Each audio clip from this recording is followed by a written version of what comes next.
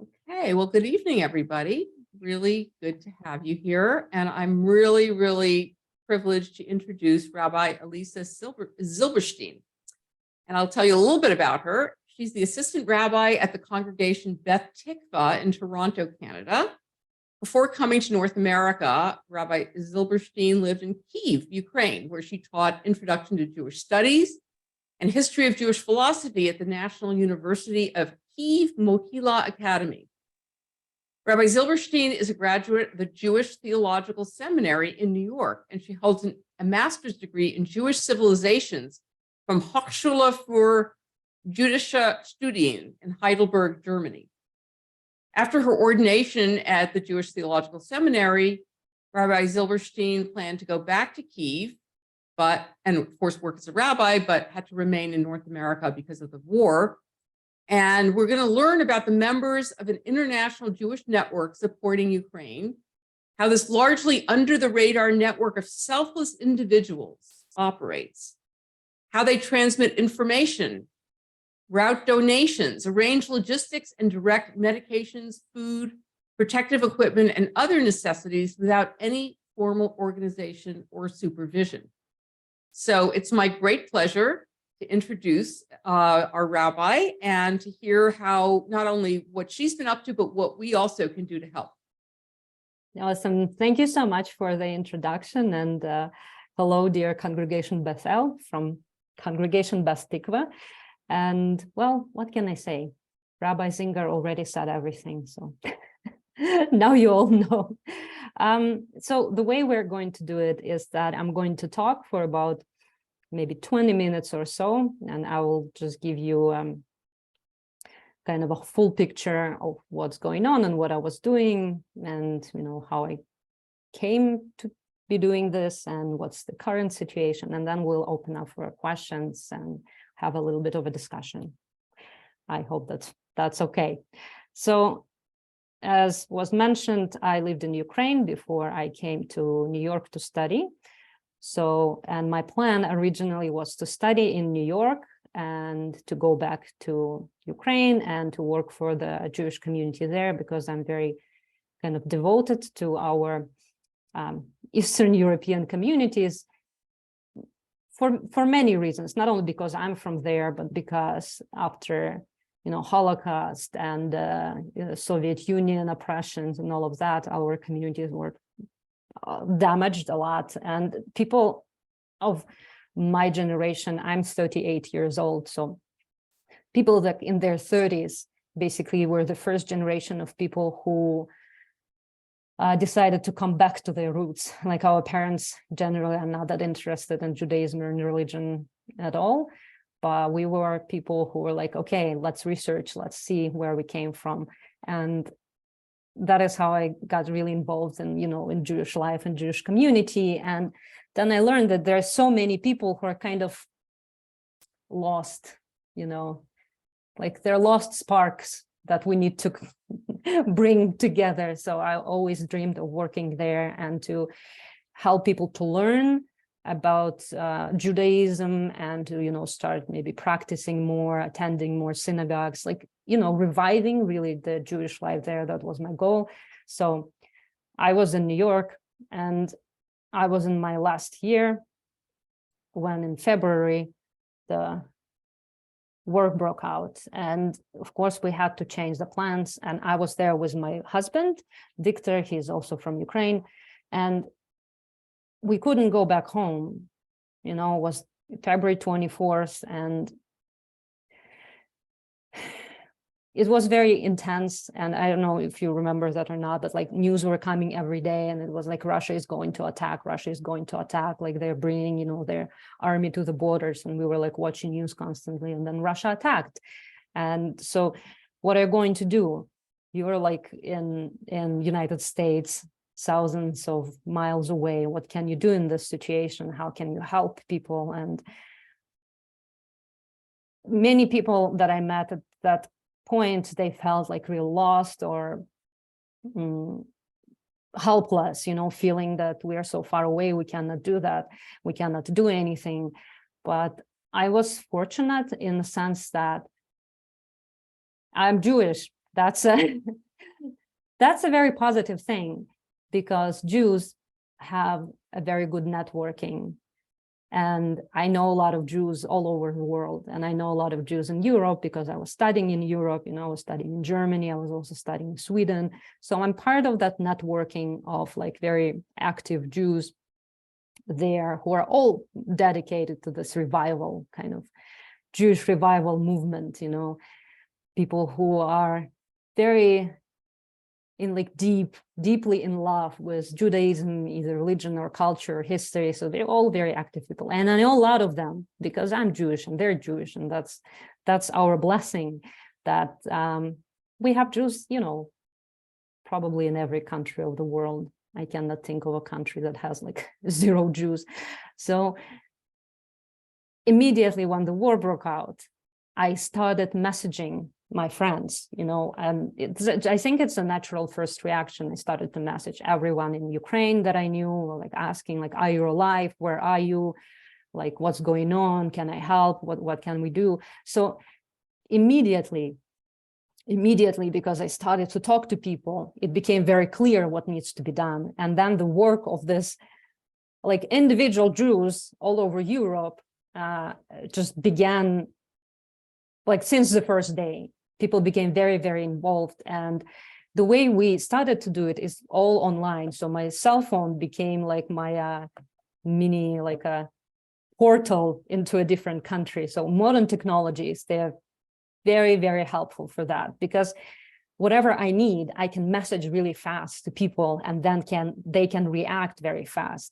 So in the first stage of the war, like in February and in March, a lot of people were running away from Ukraine, right? Because Ukraine was attacked. It was very severe situation. And it was just, a lot of people made a decision to run away. And that was the right thing to do for them at that time. And so since I have a lot of friends in Europe, I would message and say, like, we have a family that is coming to, Prague.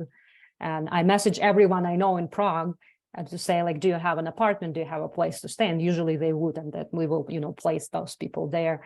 Or like, I had a message from a member from my congregation in Kiev who messaged me like one night, and she's saying, I am like in the middle of Sweden.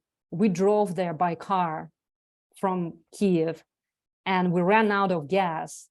And we're lost and we don't know where to go. And they're like in the middle of somewhere.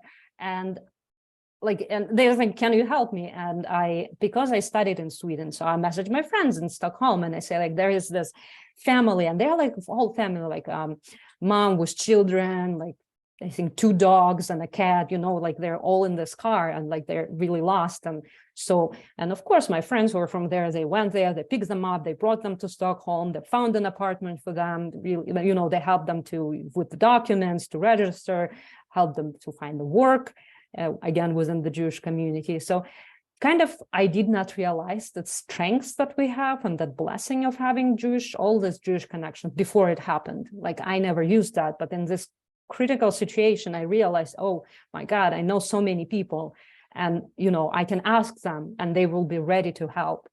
And as it kind of developed, they also know a lot of people that I don't know, so they would give me contacts of other people. For example, they say, oh, in this city I don't know anyone, but this is my friend in that city, like, reach out to them. And I would reach out to them. And this is how I think the core of this networking kind of got established.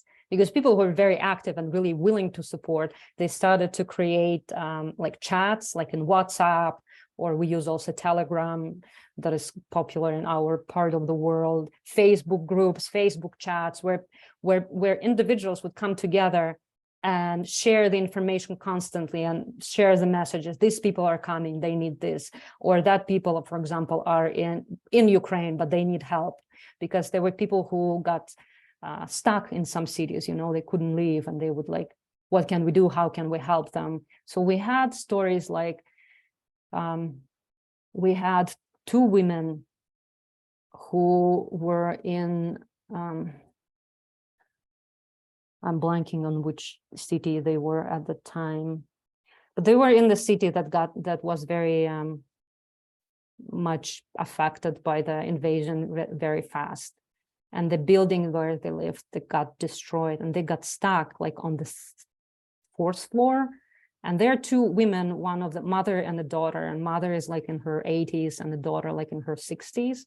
And they're there without like water, without heat, without anything. And because mom was not like a very healthy condition, so she couldn't bring her down from like the stairs were also destroyed, like the building got destroyed.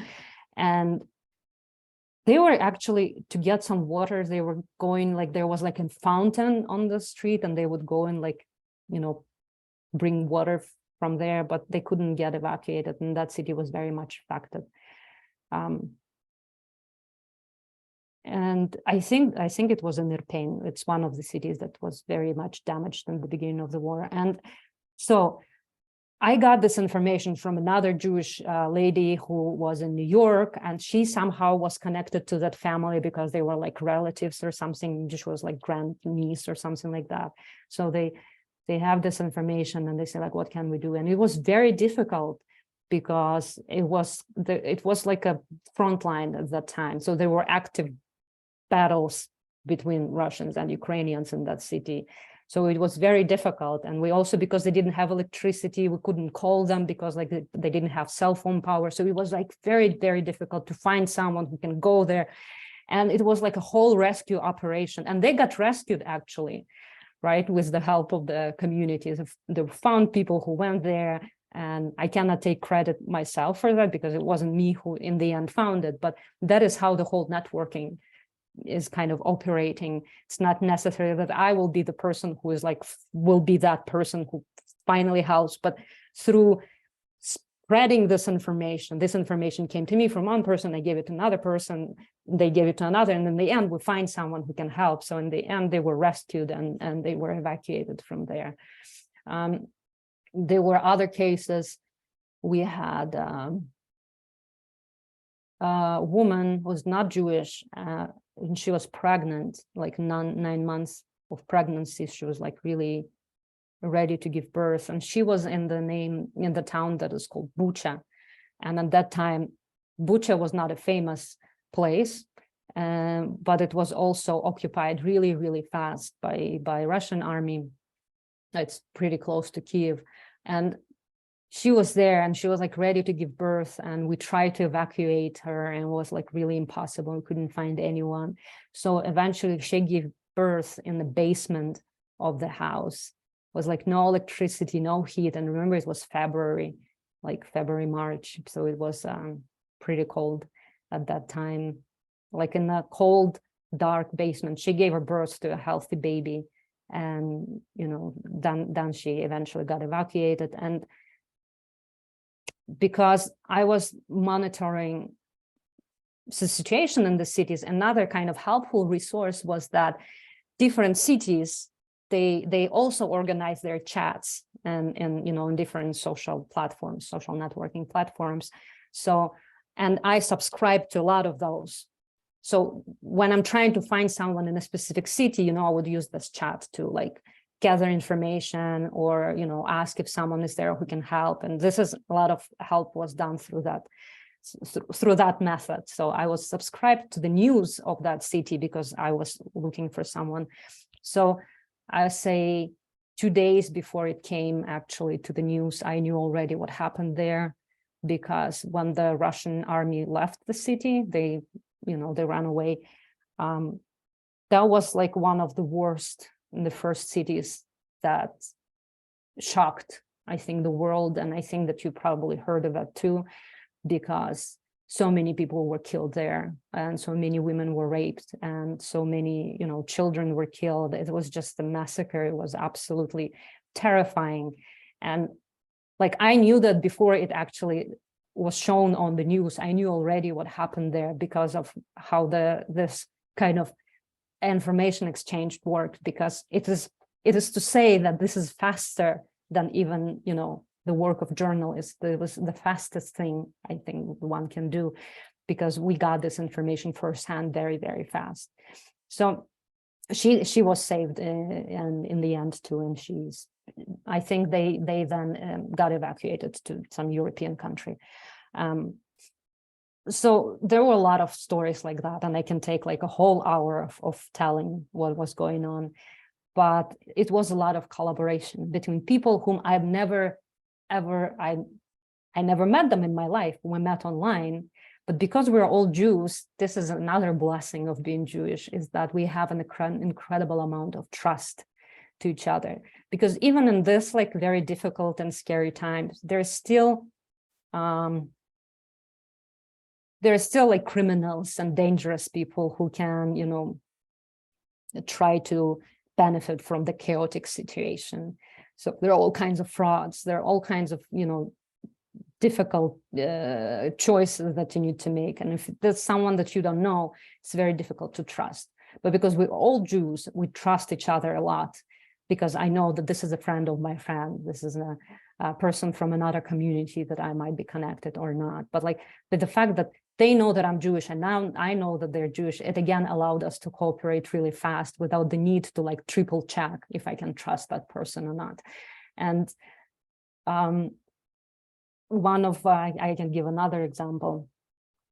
So I got a message from my friend, and his name is Michał, and he is editor of the magazine.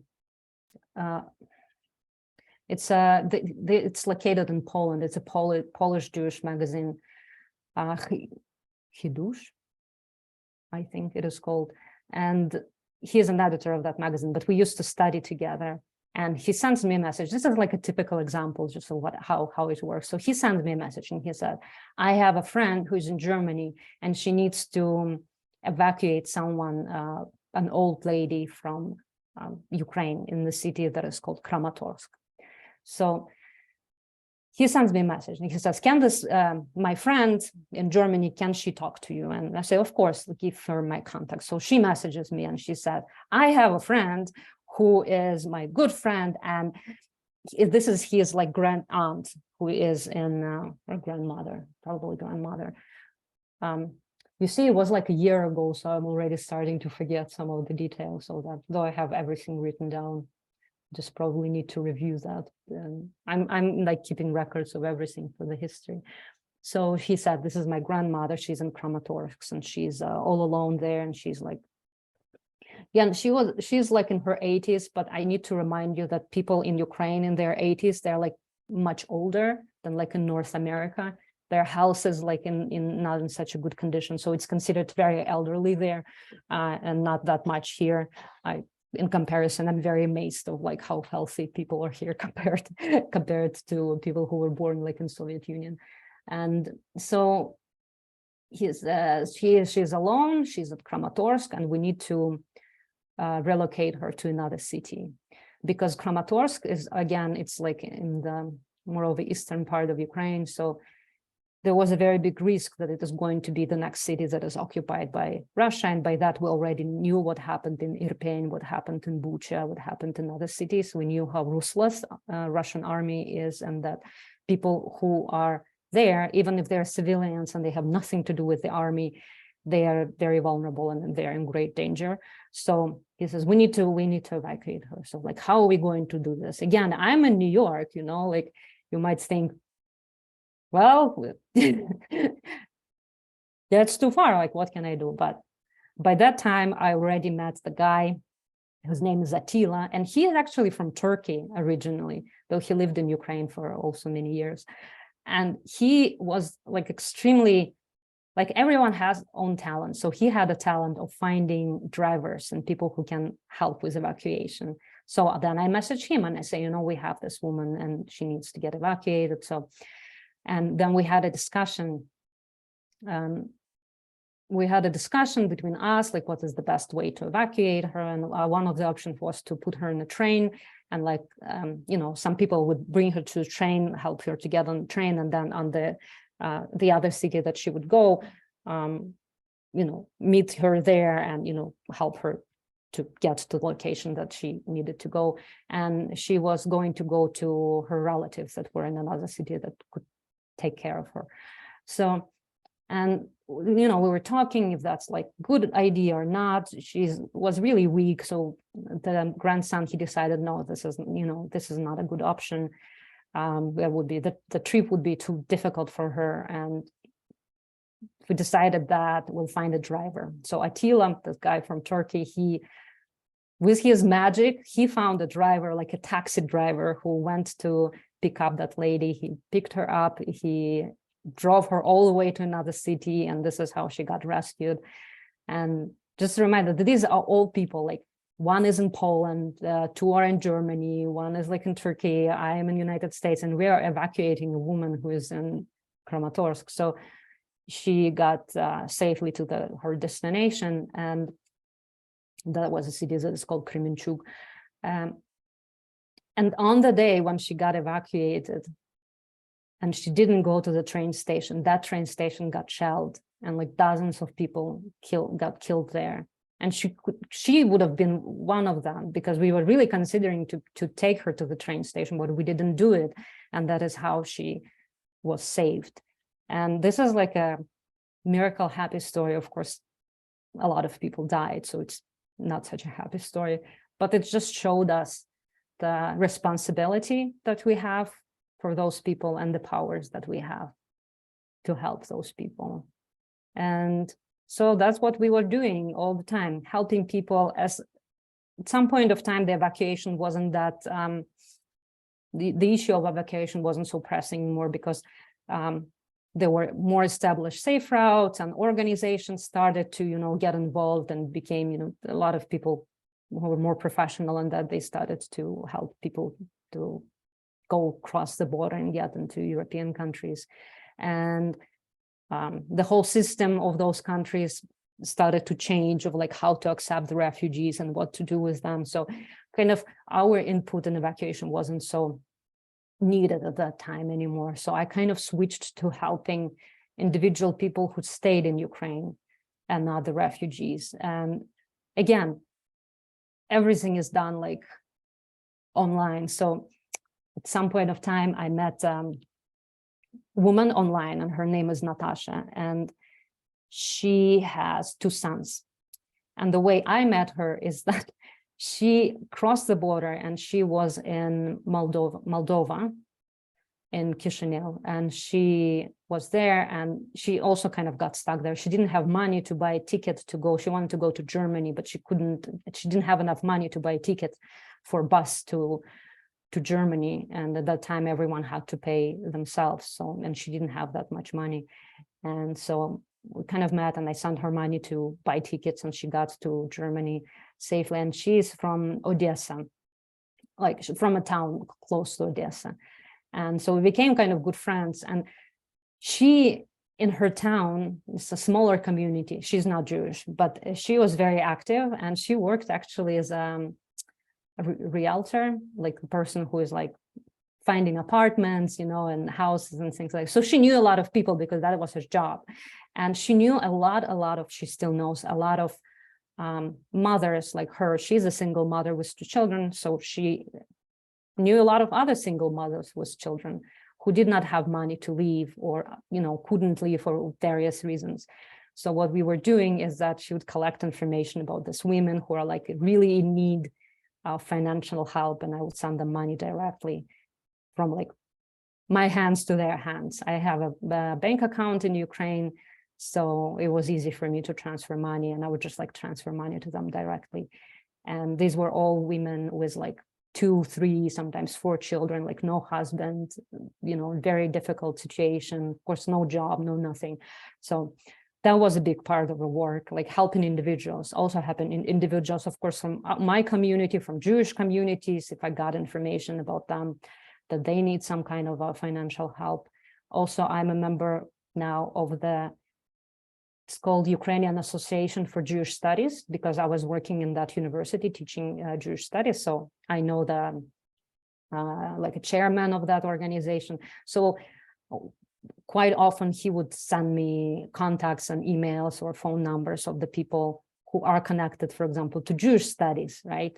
Who were professionals in that, but lost their jobs due to the war, because there were no Jewish studies anymore, basically. And so I would like help them, especially there were people who had like cancer, for example. So what are you going to do? You have a cancer, maybe late stage of cancer, and the hospitals are not operating, or hospitals are overwhelmed with like wounded people, and they didn't have money to buy medications and things like that. So that was a big thing also. Then I met another woman. You'll hear that there are a lot of women involved in that. And I think there is a reason for that. Like a lot of women are involved in this kind of work. And I don't know, is it the cultural thing? Is it because women have some kind of developed social skills or like have bigger networking? So I met another woman who was the director of the rehabilitation center for children with special needs. So she knew, of course, a lot of families with children with special needs. And of course, again, that specific woman with her center, they are in Kherson Oblast, and Kherson Oblast was totally occupied by Russia. Now it's kind of partially liberated. The place that she is living is still occupied. And, they got cut off from all the government kind of pensions, and the money that they would get from the government, right, to support their families, because they're in occupied territories and they don't get anything from Russia, and they couldn't get anything from Ukraine.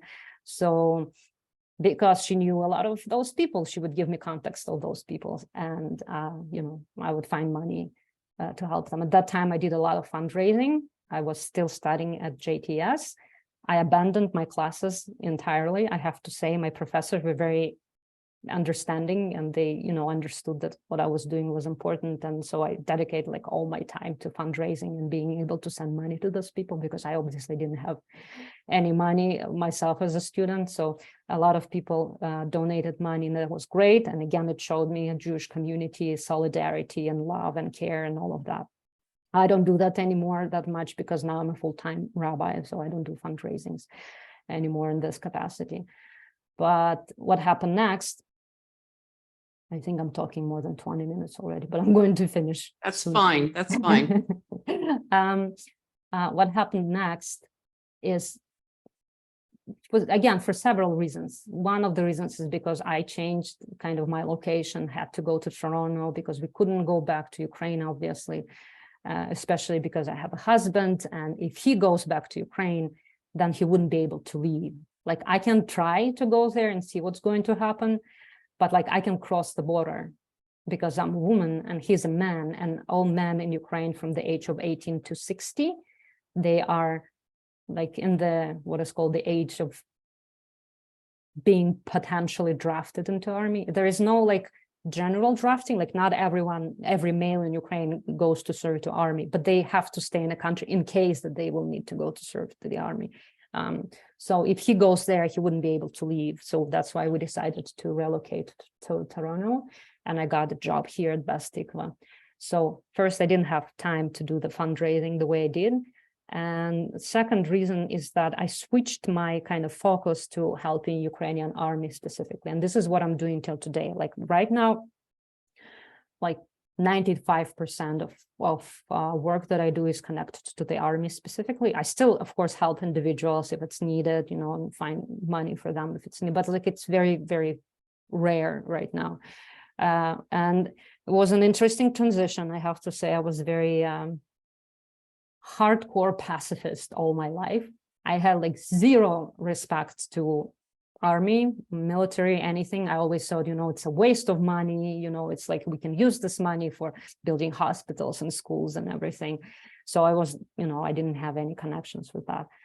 But in this situation, when it's war, I really quickly realized that in order to save all of these people, the best thing I can do is actually to help army, because when they win, this will be over. And if they don't win, that will be the end for everyone. And it doesn't matter how many people I can help individually. If Ukraine will lose the war, there is no future for them. So I got very much connected to volunteers who help army. Until today, I'm very connected to them, and they became my very close friends. And I actually talked to my friend who is like the leader of that volunteer group, who's also not Jewish, by the way, didn't know anything about Jews. until I taught him. He was like completely not, zero knowledge of that. And I talk to him every day, like every day. I talk to him or call him or video chat or messaging, like every single day, except Shabbat, of course. But, you know, in the evening of Shabbat, I still message him.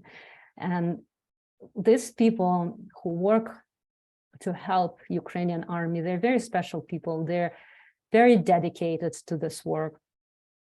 And they risk their lives a lot because we gather supplies and they deliver them to the front line. So they get into the car and they drive all the way to the front line where people are fighting, like they're here, like next 3 buildings, they are like Russian army standing. This is like how close they get. And they go there, they deliver supplies, medication, food, clothing, all kinds of special like drones, or like now we need a lot of like generators or power stations, or Starlinks for internet.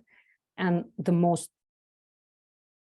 difficult and expensive part of that is buying cars. Cars are very much needed in the army, and they don't have a supply of that. You never hear that, you know, United States provided like cars for army. United States provides, of course, a lot of weapons, which we are grateful, very grateful for, absolutely very much needed. But these things, they kind of, yeah, nobody think about that. So we buy a lot of cars, then we bring these cars, not a lot, as much as we can. We cannot buy a lot, but we buy cars. They deliver them to the soldiers at the front line, and take the cars that are broken back. They fix the cars. That's also costs a lot of money, and then they bring them back. So they're going back and forth to the front line. And I also know Jews who are there. I know Jews who serve in the army. So if I get call from them and they're saying, you know, we are collecting money to buy something, drone or a car or something like that. So I use the funds also to help them. I never say no to anyone if I have a chance to help. But I just wanted to say that there are Jews and non-Jews that are fighting in the army together. Just not to think that, you know, they're only like Ukrainians, they're Jews who are there too. And one of my colleagues from the same university where I taught Jewish studies, he is like, as a soldier, he's fighting right now. So I talked to him as well. So a lot of that work is also, I think, emotional, like pastoral care support, of me just talking to them and trying to support them. And they, of course, support me. It's reciprocal. Yeah. So it works both ways, because I get a lot of hope and support from them. And of course, they get support from me. I hope so. Another very important thing in my life that I do is that I have a group of students, of Jewish students. We study Torah with them. Every Thursday we meet online and we study a weekly Parsha. And this is like the highlight of my week, because I get to study with my students. And they're all different age students, you know, they're not all very young people, all kinds of broad age group. And yeah, and I'm so impressed that they come every week to study. Like, their dedication to studying Torah is amazing, but I think for them it's also important emotionally and spiritually that they stay connected, right? And we have such great fun with them, and just great time together studying Torah, and that gives me also a lot of hope. And really, that's very helpful for me. I hope it's helpful for them, but for me, it's like a blessing, because even in this like absolutely dark time, I see this amazing people who are happy to study Torah. You know, no one is forcing them. They can do whatever. I had a class today, and 2 of the students, they were in the home. There was no electricity. And they still they use the last bits of energy that they have on their phone to tune in and to study some Torah. Can you imagine that? Like, this is like, I don't know, I don't have words for that. It's just very unique circumstances that shows just like the best qualities of people, and their love for Judaism, their love for Torah, their like desire to study. So we talk to them. It's like they're sitting in complete darkness. Like I can see anything, you know, and we talk to each other. And I cannot tell you how many times I teach the class. Like it's not a class. It's more like of studying together. And there would be like a siren. You hear, you know, like air strike siren, and I tell them like, please go somewhere, like hide. You know, it's just surreal in many ways. But it's also very kind of spiritually uplifting. So I love my Torah study group a lot. And yeah, so that's like how it all came together to this day. I still have a lot of chats that I can reach out to, you know, to ask for help or to offer help if needed. People would reach out to me, and most of them are Jews, but like along the way, I also developed a lot of connections with non-Jews. And it was it's just a very scary but incredible experience of meeting a lot of people who are absolutely holy souls, who risk their lives every day, but who are like very dedicated saving people. And one of my friends who go to the front line, every time they go, I'm like, there are more gray hair in my hair adding because I'm so scared that they are not going to come back. And of course, when they go there, we don't really have, you know, connection. Their like cell phones are not working. So for maybe a day or two, they disappear. Like, I don't know if they're alive or not. And when they come back, I'm like, maybe next time you don't need to go, maybe someone else will go. And my friend, he would say, you know, just you say, let me save one more life, just one more life. Let me save one more life. And then he goes again. And then the cycle repeats, and I cannot stop them from going.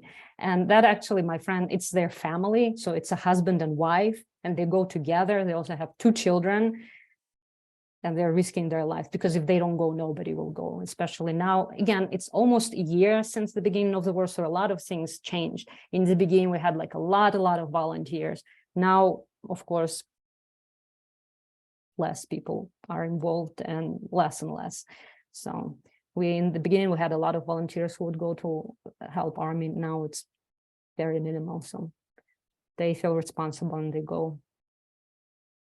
And it's interesting kind of factor of that is that I'm very open that I'm Jewish. You know, I always say that. I say, you know, I'm Jewish. I represent Jewish community. The money that I'm sending to you is coming from the Jewish community. And I'm like, I'm a rabbi, you know, but well, now I'm a rabbi, but like before I was a rabbinical student. And people there, the soldiers, they know that already, even if they didn't know what rabbi was, you know, but it's important for me, for them to know that this is coming from Jews, you know, like it's maybe it's a little bit of a promotion for Jewish community, but I just want them to know who is behind all of that, to maybe to prevent anti-Semitism, like, you know, ahead of time or something like that. I don't know if it's helpful or not, but it's very important for me to let them know. And they're all fine with that. Like, I never had any problems. Most of them don't even know what it's all about. Like, they don't really care about Jews. No, they know. So it's pretty cool. And I'm very happy when they make a short video for me and they're like saying, hi, Alisa, you know, say some nice words. That makes me very happy. So I'm going to stop here. I was like talking much longer than I wanted, but I'm, you know, any questions, I'm ready to answer. Rabbi Zilberstein, sorry. You are a holy soul. Seriously, I mean, the work that you're doing is incredible. And the fact that all these people are out there risking their lives is just so moving. You know, I do ask myself whether I would have that kind of moral courage if I were in the same situation. But, you know, thank you for everything that you do. And before we take questions, please tell us how we can contribute money. Because you told me when I talked to you earlier that what you need is money. So tell me how we can contribute money. Again, that's a lot about trust. So you have to trust me on that. The simplest and the most effective way is just that you like send me like a Venmo like you did, you already know how to do that. But just tell us what your Venmo account is. And, Okay, I'll do that. And unfortunately, I cannot provide like tax return, anything like that. I do have a rabbi discretionary fund, but first of all, it's Canadian, so it doesn't really work. And second of all, what I actually realized, and this is so crazy, is that if people donate to me to that discretionary fund, I cannot actually use this money to help people in Ukraine. I can only use this money within Canada. Like I can't send anything there. I can like help, newcomers here, but like I cannot really use it for anything there. So it's why don't you really interesting. Why don't you put your Venmo address in the chat if you can, and Yeah. I will open this up to everybody and see if people have questions, please. If you have a question, please feel free to raise your hand. And I have a question. Great. All right.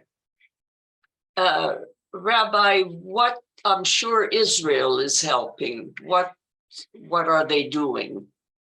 So Israel is Ukraine. Israel is a very interesting. I'm looking for my Venmo. Israel is a very interesting kind of controversial subject. I guess that's always, Israel is always like that, it's like a classic. So obviously, part of my networking, I know people from Israel. So I have my friends who have their organization. The one that I'm working with is called Marlog. And they send us, they also, like, I work with them because they help army, and they send like first aid kits and things like that to soldiers, of course, for free. So they were very, very helpful in that capacity. And like individuals in Israel, they're great and they're very ready to help. And, I have another friend from Israel who actually went to Ukraine to film documentary about what's going on there, again, like risking his life very much because they go to very dangerous areas. So individuals are amazing. The government is more complicated. So here's my Venmo. Okay, the Venmo's in the chat. And if anybody needs it, if they can't get it from the chat, I will send it to you. But I think Israel Aid is also involved in Ukraine, right? So from the story that I told you, you can notice that I did not mention any organizations because my experience, I don't really have any positive experience with organizations. They do whatever they do, their holy work, this is their responsibility. But organizations, they are very bureaucratic. Unfortunately, I know a lot of organizations in the United States who collected like millions of dollars, and I have no idea where this money went and how they distribute them. They never helped. Like every time I tried to reach out to anyone, they would never help me in any way. And part of that is really bureaucracy because they need, as I said, a lot of my work is like based on trust and one-to-one communication with people, and they need some kind of, I don't know, work with other organizations, and like I don't know, like they never help me, so I cannot really recommend any good organization. And yeah, there are definitely organizations in Israel who work for help to Ukraine. But what's controversial about Israel is that Israel only kind of helping in humanitarian capacity, but not in military. And they say there are reasons for that. For example, Israel has a very wonderful Iron Dome, right? The protection from missiles and airstrikes. Yeah. I don't know what's the English for that, like the protective system that really helps Israel. I think there were like 2 rockets that came from Gaza today. And you can see on the video how they're like getting, hit in the air and they explode in the air. So it's like very advanced systems, but they don't want to provide it to Ukraine. And the reason why they're saying they don't want to do it is because Russia has ties with Iran, and they're afraid that this technology will get to Iran and then it will be vulnerable. So they have kind of their reasons, but on the other hand, there could be other ways that they can help and they don't really help. So Israel is complicated. I would say Ukraine was very pro-Israel country always. Now less so because people are not really happy what Israel is doing. But again, it's complicated. Israel is complicated. I guess also, I can tell you that I know people in Hadassah that actually were working with the Ukrainians, and they have done an amazing job right on the border. And I know people, you may have certain opinions, but I know of specific people who have actually, and I have supported it, and they have done some amazing work. But that's what I said. Yeah. I know people who done amazing work too. That's what I said. I have friends who done amazing work. That's why I said that the individuals are great. It's the government of Israel which is problematic, or what they're doing and the things It's that they not the can help with. government, Well- it's the organization.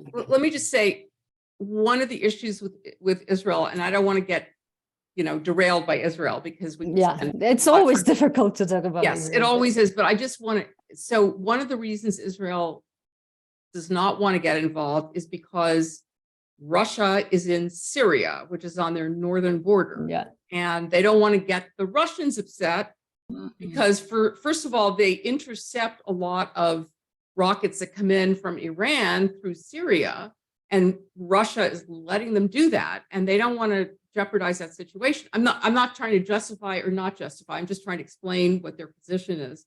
But Joan has a question. So let's go to Joan. Well, it's not a question. It's just that I was in Israel less than 3 weeks ago, and this was a hot topic of conversation.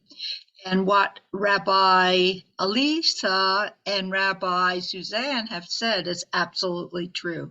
They're afraid to put their own selves in jeopardy because of all the political and the economic ramifications of the area. It's not that they don't care, but I mean, the people there are really talking about it a lot. And it is the government, definitely the government strategy is to not go out there because they're afraid of what's going to happen to Israel. That's it. Yeah. Thank you. Thanks, Joan. Thank you thank very you. much. Okay, so do we have some other questions? Yes. Dan, and then Christine. Could But you where'd say a Dan go few- off to? Could you Okay, say there a he is. few words about the relationship of the general Ukrainian population to the Jews? I mean, Yeah. I know that the president is Jewish, and that couldn't be the full story, but it's very favorable. Yeah. So it is very interesting because you know the story, the history, right? And especially like in North America, because many of I would say your parents, grandparents, came from that part of the world, and they come saying, it was terrible. It was like a lot of anti-Semitism. We were treated really badly. And this is kind of the image that stuck with Ukraine. I don't want to go into a lot of details again of what I think about that, but it was like 100 years ago, and things changed a lot since then. And I want to remind that Ukraine was a part of Soviet Union, which means that it fought against Nazi Germany, right? And that we largely won that war because of the Soviet Union and the sacrifice of the people of the Soviet Union. And we estimate that about 20 million people died in the Soviet Union as a result of the war. So, and Ukraine was part of that. So Ukraine wasn't like, Nazi Germany in any sense. So I'm not entirely sure why Ukraine had such a bad reputation, but the president is indeed a Jew, and I think that it's very telling because he won the elections with the support of 73% of the population who knew exactly that he is Jewish. It's not a secret of any sorts. Everyone is aware of that. And I don't really know any other country except for Israel that have the same situation. If you think about United States, do you imagine it is possible that a Jewish president will win the election with 73% support? It's very difficult to imagine. And I don't really know any other country that have an openly Jewish president. So it tells you about the level of anti-Semitism, which is not a thing really. Most of the Ukrainians, they have like no idea what Jews are. Like they know Jews exist, they know Jews like they're different religion, but like they don't know much about it. And so they don't really have any hatred or any feelings about that. Israel is a different thing because Israel is a country, right? And so, as I said, Ukraine was always very pro-Israel. Like, are there anti-Semites in Ukraine? Of course they are. They're anti-Semites in United States, as we just spoke. They're in Canada, they're in every country, but they're not like a bigger percentage than anywhere else. They're in every country in Europe, they're anti-Semites. Those are individual anti-Semites. We can obviously say that the government is not anti-Semitic because it's a Jewish president. The minister of defense minister, Reznikov, he's also Jewish. Mayor of Kiev is Jewish. The prime minister, the previous prime minister was Jewish as well. So there are a lot of Jews in leadership position in Ukraine, and it doesn't cause anything. Okay, So, sorry. yeah, Chr- I hope that Christine, answers. Yeah, thank you. Christine and then Beth. I had a question about the kind of organization that you represent, and that, I mean, organization is a funny word, but the kind of network assistance that you represent, because it reminds me of some of the women who organized during the Balkan Wars to help one-on-one people to survive the shelling, and were told by NATO forces that they couldn't leave Zagreb because if they left, then NATO would have nobody to protect. It was like incredibly ironic, but let us just say that this is a well-traveled, horrible path. And but my question is, do you think that the way that educated women in Eastern Europe in general are, they may not say that they're feminist, but this is a form of feminist organizing, where you have a network and you have to trust, and trust is shown in action rather than in professed words and things like that. Am I screwing this up? Am I saying too much about that, or do you think that that's what's going on? It's a great question. Yeah, I agree. Ukraine is a very traditional country patriarchal, I in the know. sense, yes, it is very So patriarchal. is the So US. Okay. I'd say it's a natural born feminism without like ideology behind it. So people are not aware that what they're doing is like feminist. They just do it because they can do it, because they are strong, they have will, they have desire to help, and like they don't care, like, and they just do. So I think it's a very noticeable shift in the perception of the role of a woman in Ukraine that is happening right now. Is that a lot of men realize how strong women are, how many women went to fight as soldiers, and how much work women are doing. And there are a lot of jokes about that we used to think like that our women are just like pretty, princesses, and now they're real fighters. So it's definitely, yeah, a shift of perspective, but they're so scared of the word feminism, like they think it's something bad. So they don't, they avoid that. They have like, feminism has a very bad reputation there. I don't have time to talk about it, but so people are doing that without like calling it feminism, but it is of course an expression of Exactly. a role of a woman in this catastrophic events. Well, actions are the words. Yeah. Okay, Beth. Rabbi, please add me in too. Okay, you're next after Beth. I mean, Beth's hand is up. Oh, there she is. You have to unmute though.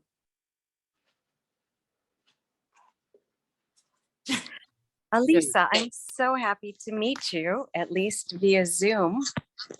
And can you hear me? Mic check? Yes, I'm great. pleased to meet you, Beth, too. A couple of things I want to say. I know from my perspective how important the work that Alisa is doing. this grassroots, one-to-one, ear on the ground, connecting and networking is vital, because the catastrophe in Ukraine right now means that people can get lost, they can get disconnected, no phone, no electricity, and somebody's neighbor can know somebody's neighbor, can know somebody's mother. And this trust network that you've developed has saved lives, Elisa. And you're very humble when you share your stories, but you are an example of one person can make a difference. And you just go and do it. You just go and do it, whether you have an organization, doesn't matter. You just do it. You're And very can I say, kind. by the way, Beth, it's thanks to Beth that we have this lovely, wonderful person right here, Rabbi Elisa, because Beth has been involved in various matters of security. And she told me, you've got to meet this wonderful rabbi in Canada who's helping Ukrainians. And I trust Beth's judgment. And so that's how we met and why we have this evening program. So Beth, thank you so much. Thank Thank you so much. much, Beth. You're very, very kind. But I just want to clarify that this network is completely decentralized. Like I'm not the person who established it. I'm just like one of the, I know. hubs or one I of the know, knots in Elisa. the network. Like Yes. it wouldn't, like we are all doing the same thing, and that's why it's working. It's like not dependent on one person. You can join and do your part, and you can help this way, but like it's not doesn't have to do anything with me personally. I just happen to have necessary connections and the time and opportunities to do that. But as this friend Attila, I tell him, you're a real hero, because he saved like so many people. It's incredible. And he says, either I'm not a hero or we are all heroes. We're all equal in this. Absolutely. So there's in this decentralized, like grassroots networking, that's why it's so powerful. There is no one who controls it. There is no one who is like better than other or like stronger than other, and everyone is doing their part, and like it has incredible results in the end. I learned so much. I didn't know any of that before. Like this is just a result of the past year. Well, I just admire your courage and your blind faith that by doing your hub and spoke work, that you're making a difference. And I know from my perspective that you are making a difference. So a pleasure to meet you. Thank you so much. Thank you, Beth, for very making this kind of you. possible. Okay, Ezra, you're on. Well, I wanted to say my wife and I have been contributing to the International Fellowship of Christians and Jews. I hope that's a good group too. I hope they have so a too. Ukraine aid. I hope so too. I just don't want to take any kind of responsibility in like advising something and then I it doesn't work, understand. because I've been through that situations when people promised to help and then they didn't help, or think that My they did concern- actually. Yeah, my concern is for the long-term fate of Ukraine in this war. They're relying pretty much on us and some European nations to provide them with supplies and weapons, but they're doing all the dying. And I concerned that eventually the West is going to lose its interest in supporting the Ukrainians, or that Putin, who is not prepared to give in here, he has too much at stake to have another Afghanistan on us. Yeah. That So the Russians are capable of inflicting tremendous damage on Ukraine. They can unleash bombers at apartments and at power stations. And the fact that they're kind of a stumble bum group of infantry, they have the weaponry to really turn Ukraine into rubble. And I'm just concerned as to how long this can be kept up. There's no treaty that protects Ukraine. There was And a at some- and treaty, at some but it point- didn't work. Well, they're not members of NATO. Yeah, but do you know about Budapest Treaty? So there was a treaty, an agreement that when Soviet Union collapsed, I'm sorry that I interrupted you, but I'll speak very fast.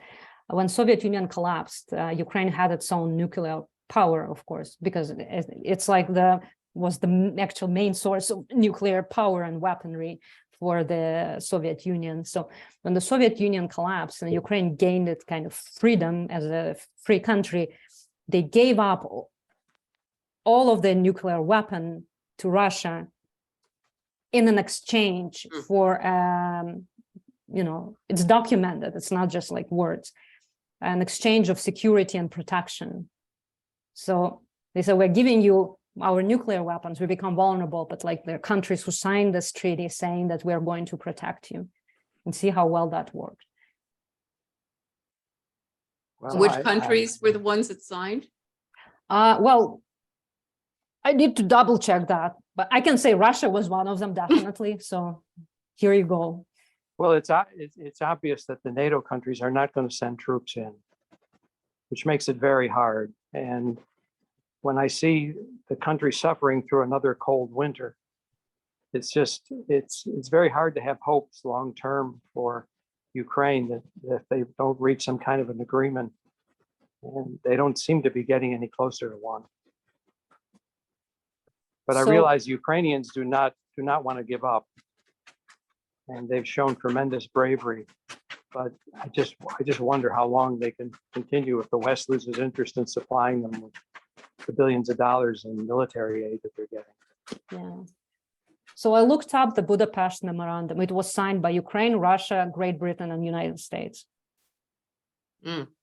Just so you can Google it. It's Budapest Memorandum because it was signed in Budapest. And the answer to your question, like how long the Western countries are going to support, are they going to lose interest? We don't know that. Anything can happen. Your responsibility as the citizens of the United States is to choose a president. So I don't know if you follow any of the past presidents who what they say about Ukraine. And I just saw like a tweet, I think today, when one of them said that it's crazy to like give, military supplies. They should stop war immediately because it's so easy. So you can imagine that if he becomes a president again, then there will be no help to Ukraine. So your responsibility is to choose wisely. You are the citizens of your country, and I trust you that you can make a decision. But like, remember that when you choose a president for United States, that affects the entire world, not just United States. So you have a lot of responsibilities towards other country, unfortunately. So I hope that you know that. Steve, did you have one more comment? Yeah, I just think I want to thank you, Rabbi, for just bringing this message of incredible hope and actually credible hope, and to say that people are fighting for their country, their lives. This isn't something where the interest of the outside world comes and goes. It's not the point. And the point is that you have groups like this that emerge in crisis, that are sustaining. This is what sustains people. This is what keeps them having hope. And that in the long run, these militaristic, colonial things don't work. They don't work because the people are steadfast. They're fighting for their own homes and their own people and their own futures, their children. This is so much stronger than some stupid ass military. And so helping the military, let's bandage people, right? Let's feed them and keep them warm. But really, it's the grassroots stuff that really creates this bulwark of practiced democracy. Okay, this isn't rhetoric. This is like people being democratic and being full of hope, being concerned with each other, the compassion that sometimes must be militarized. And for that message, I really, really thank you, Rabbi. And Mazel Tov. You know, I hope it's sooner rather than later, but I have no doubt that it will be successful. Thank you. That is kind of our approach to that too, that we don't have doubts. Ukraine will win, you know, because you cannot just like lose your energy thinking about what is going to happen if it's not going to win. Just take all the energy that you have and channel it to this and hope for the best and just do what you can do, because otherwise it's just like you can really burn out really fast and just lose any hope, because there are a lot of terrible things that are happening and a lot of people are dying, and people that I knew who died. But we have to keep fighting because there are no other options. There is no option of surrender. So just, yeah. God Keep bless going. you, Rabbi. God bless you. God Yes. bless you too. Beth, did you have another question or? I just wanted to add in to all of these really good comments that, you know, years of peacetime allowed us to intellectualize everything. You know, we can intellectualize in years of comfort. And right now it's a moment of moral clarity, not moral ambiguity. And that's a challenge because it asks of us, all of us, to have the courage to support Ukraine right now. The intellectualizing, I don't think that helps anyone.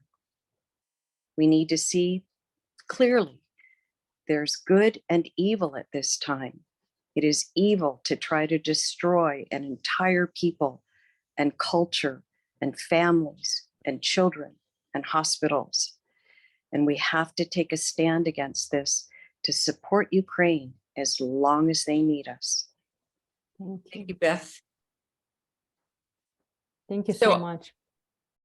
I would like to also add my thanks for a really inspiring session. You know, a lot of us get unhappy about things that are of much less consequence than what your country is going through and your fellow citizens. And the fact that you have the kind of moral courage to risk your own lives and your own well-being to help other people is just really, really an inspirational story. So thank you so, so much for taking the time to share that with us. And we'll keep in touch and, you know, make sure that you get some money. And Thank you. I told you, if you need volunteers, you know, we can find those as well. But really, thank you so, so much. Really appreciate it. Thank you. I just want to say last one thing, Yes. kind of what you just said. Yeah, people have different problems in their lives, and it might feel like, you know, people in Ukraine are going through so much like hardships. What are our problems? And I speak about it with my friend whose name is Alexander, and I, you know, sometimes I tell him about, you know, I don't know what's happening in Toronto, and he is always saying that people are so happy that they have this kind of problems, and I want everyone to have this kind of problems. I want my people to have this kind of problems. And he says, never feel guilty because you are not here. Never feel guilty that you feel like, you know, maybe you're not helping enough, or like never feel guilty that you are occupied with your daily problems, because that is the real life and we should all have those. And he never like judges anyone for that. And it's just like a reminder again, I guess that's in lines with that. We can think like negatively and like feeling guilty or like frustrated, or, you know, think about all the possible negative outcomes. But what we eventually want is for people to have normal life and have normal problems. And yeah, and we hope every day that it's going to happen soon. Absolutely. Ken Yehi Ratzon. Can you hear us on? So thank you all for joining. And really, I hope we're all inspired by this to do more than we do, including myself. Thank you, Rabbi. Thank you so Thank much you, for Rabbi. inviting me. And so it's very important for me too, because I get from seeing that you care, I get a lot of energy myself, because I know that I'm not alone. And I know that there are people who decided to come and to listen to me. And this is like the best thing. So thank you so much. Thank you. Thank you. All right. Good night, everyone. Good night. God bless I- you. Night and Shabbat Shalom. Shabbat shalom.